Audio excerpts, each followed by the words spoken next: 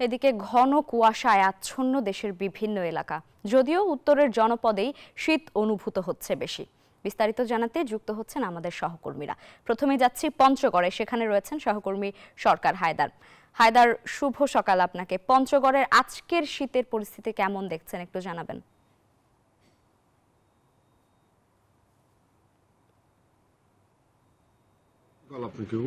আজকে একদম ঘন কুয়াশায় কিন্তু আবৃত হয়ে আছে সবকিছু। গতকালকে কিন্তু আমরা সকাল 8টা পর্যন্ত এই কুয়াশা দেখেছিলাম, তারপরেই কিন্তু সূর্য উঠে গিয়েছিল এবং রোদে ঝলমল করেছিল সারাটা দিন এবং সারা বিকেল পর্যন্ত, সন্ধ্যে পর্যন্ত, কিন্তু সন্ধ্যের আগ পর্যন্ত কিন্তু রোদের বিরাজ থাকার কারণে মানুষের মধ্যে কিন্তু একটা স্বস্তি ফিরে এসেছিল। কিন্তু এখন পর্যন্ত আজকে কিন্তু আমরা সূর্যের মুখ দেখিনি এবং সূর্য ওঠার সম্ভাবনা আছে কিনা সেটাও কিন্তু আসলে বলা যাচ্ছে না। আমরা তেঁতুলিয়া আবহাওয়া অফিস যেটা আমাদেরকে জানিয়েছে, আজকে 10.1 ডিগ্রি সেলসিয়াস তাপমাত্রা এই জেলায় বিরাজ করছে এবং ঘন কুয়াশায় আচ্ছাদিত হয়ে পড়ার কারণে এবং 9 থেকে 10 কিলোমিটার বেগে কিন্তু হিমালয়ের যে হিমবায়ু সেটা কিন্তু প্রভাবিত হচ্ছে। ফলে শীতের যে তীব্রতা সেটা কিন্তু কাটেনি এবং শীতের তীব্রতাটা বরং বেড়েছে। মানুষ কিন্তু অনেকটা অস্বস্তিতে পড়েছে এবং মানুষ কিন্তু সাধারণত ঘর থেকে এখন পর্যন্ত আমরা খুব বেশি মানুষকে দেখতে পাই না রাস্তাঘাটে। তারা কিন্তু বাড়িতেই বসে বসে সময় পার করছেন। একদম যারা খেটে খাওয়া নিম্ন আয়ের মানুষ তারা কিন্তু ঠিক সময় মতো কাজে যেতে পারছেন না। তারা কিন্তু অপেক্ষা করছেন সূর্য উঠলে তারা হয়তো, বা একটু রোদ উঠলে তারা হয়তো কাজে যাবেন, এমনটা তাদের প্রত্যাশা। কিন্তু সূর্যের আসলে কি ঘটবে সেটি তো বলা যাচ্ছে না।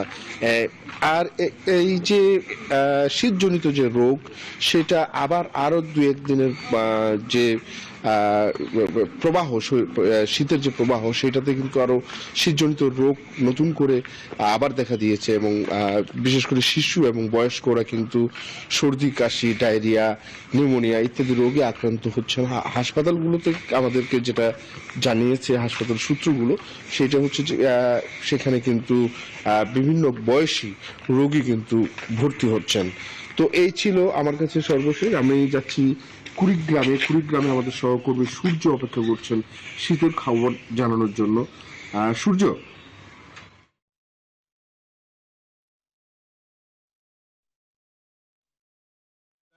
আপনি যেটা বলছিলেন ঠিক একই পরিস্থিতি কিন্তু বিরাজ করছে কুড়িগ্রামে।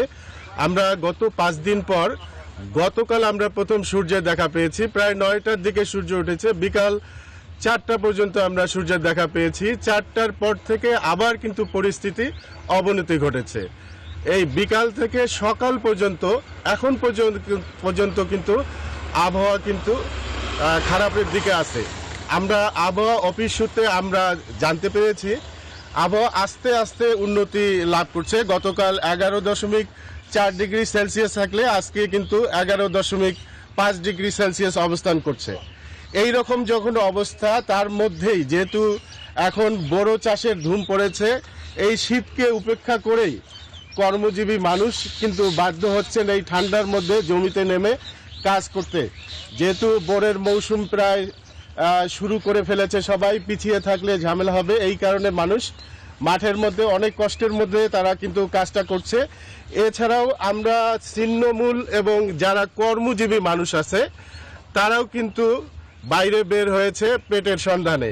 তারা যদি কাজ করতে না পারে তাহলে পরিবার নিয়ে কিভাবে থাকবে, এটাই তারা বলছে। বাধ্য হয়ে অনেক কষ্টের মধ্যেও তারা কিন্তু এই শীতের মধ্যে বের হচ্ছে।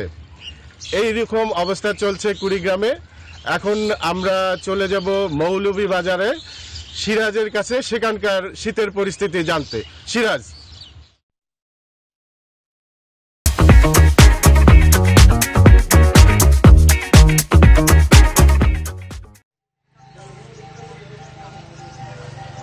ধন্যবাদ সূর্য। আমি এখন দাঁড়িয়ে আছি মৌলভীবাজার জেলা হলো চা অধ্যুষিত জেলা। হাওর বাওর এবং চা নিয়েই কিন্তু, পাহাড় নিয়েই কিন্তু মৌলভীবাজার জেলা। 22 লক্ষের অধিক জনসংখ্যা কিন্তু এই জেলায় বসবাস করতেছে। গত কয়েকদিন ধরে কিন্তু ঘন কুয়াশা এবং প্রচণ্ড শীতে কিন্তু কাঁপছে বিশেষ করে পাহাড়ি এলাকার মানুষগুলো এবং হাওর অঞ্চলের মানুষ। কৃষিকাজেও ব্যাঘাত করতেছে। চা বাগানের শ্রমিকরা কিন্তু কাজে যেতে পারতেছে না। আজকে আমি এখানে দাঁড়িয়ে আছি আসলে মৌলভীবাজার জেলায় এই পর্যন্ত চা বাগান এবং হাওর অঞ্চল পুরো জেলায় কিন্তু 15,000 কম্বল বিতরণ করা হয়েছে সরকারিভাবে, আমাকে জেলা প্রশাসক জানিয়েছেন। অপরদিকে আবহাওয়া অফিস জানিয়েছে আজকে সূর্যের তাপমাত্রা ছিল 9.6 ডিগ্রি সেলসিয়াস সকাল 6টায় আমাকে জানিয়েছে আবহাওয়া অফিস। খেটে খাওয়া মানুষেরা আসলে প্রচণ্ড শীতে কাঁপছে থরথর করে।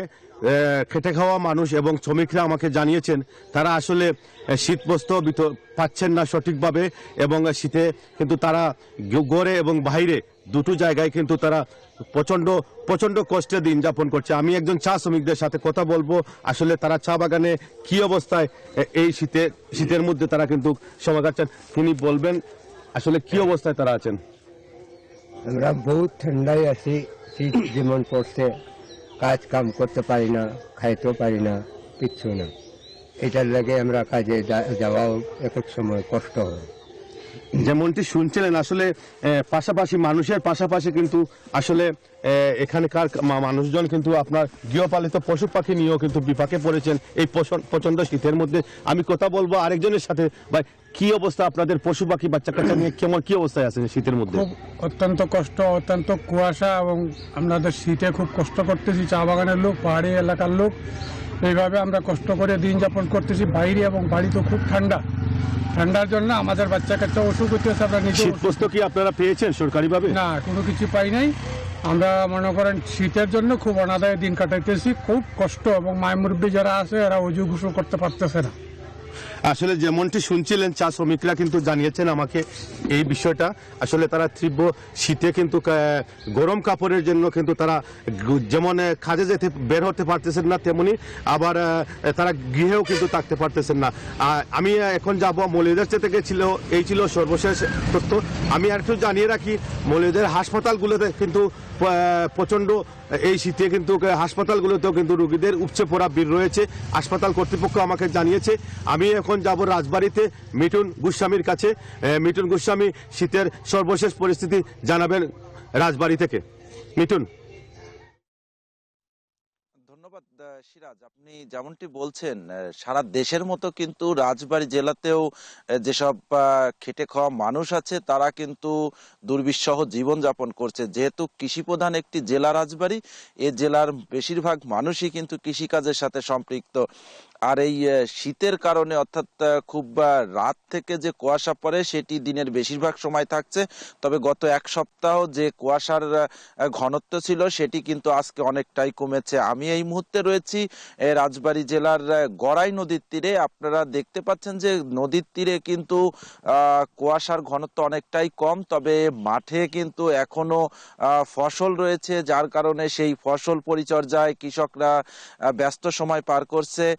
তারা তাদের ফসলের রক্ষার্থেই কিন্তু এই শীতকে উপেক্ষা করেই কিন্তু মাঠে কাজ করছে। আমরা আবহাওয়া দপ্তরের সঙ্গে কথা বলেছি, তারা আমাদেরকে জানিয়েছে আজকে তাপমাত্রা কিন্তু সর্বনিম্ন 13 ডিগ্রি সেলসিয়াস এবং সর্বোচ্চ তাপমাত্রা রেকর্ড করা হয়েছে 23 ডিগ্রি সেলসিয়াস। তবে তারা বলেছে যে আগামীতে কিন্তু আস্তে আস্তে আবহাওয়ার উন্নতি ঘটছে। আরেকটি বিষয় একটু জানিয়ে রাখি যে এ জেলায় কিন্তু যেহেতু খেটে খাওয়া মানুষ এবং কৃষিকাজের সাথে সম্পৃক্ত, যার কারণে এখানে প্রচুর ছিন্নমূল মানুষ রয়েছে, তাদেরকে কিন্তু সরকারিভাবে কম্বল দেওয়া হচ্ছে। তবে যেটি দেওয়া হচ্ছে সেটি কিন্তু প্রয়োজনের তুলনায় অনেকটাই কম, যার কারণে কিন্তু অনেকেই আমাদেরকে জানিয়েছে যে তারা এই শীত উপেক্ষা করে খুব কষ্টে জীবনযাপন করছে। তাদের যে সরকারি সহায়তা পাওয়ার কথা ছিল সেটিও কিন্তু পায়নি, এমনটি কিন্তু অভিযোগ রয়েছে। আরেকটি বিষয় একটু জানিয়ে রাখি যে ফসলের যেহেতু ক্ষতি হয়ে থাকে এই কুয়াশার কারণে, যার কারণে উৎপাদনের ব্যাঘাত ঘটতে পারে এমনটিও বলা হচ্ছে। তো এতটুকুই ছিল আমার কাছে শীতের সর্বশেষ তথ্য। আমি ফিরে যাচ্ছি স্টুডিওতে লাইবার কাছে। লাইবা। মিঠুন, ধন্যবাদ আপনাকে।